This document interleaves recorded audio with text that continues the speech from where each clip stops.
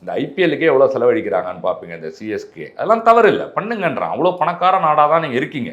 ஏன்னா நம்ம திராவிட ஆட்சின்ற நடக்கிறதால மகாராஷ்டிராவுக்கு அப்புறம் நம்ம தான் பொருளாதாரத்துலேயும் வளமான நாடாக இருக்கும். அதெல்லாம் பாராட்டுறோம். அதே சமயத்தில் இலக்கியத்துலேயும் பிச்சைக்காரங்களாக இருக்கீங்க. இதுன்னு வந்தால் மட்டும் ஒரு கிரிக்கெட் மேட்சை 4000 ரூபாய் 5000 ரூபாய் கொடுத்து பார்க்குறீங்க. ஒரு ஃபஸ்ட் டே ஃபஸ்ட் ஷோ பிளாக்ல 3000 ரூபா கொடுத்து பார்க்குறீங்க. நீங்கள் மட்டும் ஒரு 300 புக்குக்கு வந்து 30% டிஸ்கவுண்ட் கிடைக்குமா? அப்போ நீங்கன்னா இலக்கிய பிச்சைக்காரர்களா? அவ்வளோ ஒன்றும் வறுமையான நாடு இல்லைல்ல தமிழ்நாடு. இந்த ஒரு விமர்சனமும் எழட்டுன்னு தான் இதை வச்சுருக்கேன். மக்கள் என்எஃப்டி அப்படின்னா, என்எஃப்டினாலே 1 லட்சம் 2 லட்சம் 10 லட்சம் 1 கோடி, அதை கொஞ்சம் நம்ம கீழே இறக்கி 5000 ரூபாய். அது யாருன்னா இதே புருஷன் நாவலை வந்து ஃபாத்திமா பாபு அவங்களோட குரலில் ஃபுல்லாக படிச்சிருக்காங்க. சத்யான்னு ஒருத்தர் வந்து அதுக்கு ஃபுல்லாக கஷ்டப்பட்டு மியூசிக் பண்ணிகிட்டு இருக்காரு இப்போ.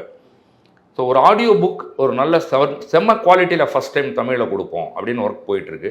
இன்னும் ஒரு 10-15 நாளில் அதை விட்டுருவோம். அது வந்து ஒரு காப்பி ஒரு 5000 ருபீஸ்னு வைக்கிறேன். அதான் மக்கள் என்எஃப்டி அப்படின்னு வச்சுட்டோம்னா, அதுக்கு இந்த என்எஃப்டி செலவெல்லாம் போக ஒரு 4500 ரூபாய் ஏதோ வருதுன்னு வச்சுக்கோங்க. அதை எப்படி பிரிக்க போகிறோம்னா 3ஆக பிரித்து, ஏன்னா அவங்களும் ஈடுபட்டிருக்காங்கல்ல இந்த கலைப்படைப்பில். ஃபாத்திமா பாபு ப்ளஸ் சத்யநாராயணா மியூசிக் போட்டவர் ப்ளஸ் ரைட்டர், அப்படி பிரிச்சுக்கலாம் அப்படின்னு பழக்கப்படுத்துவோம்.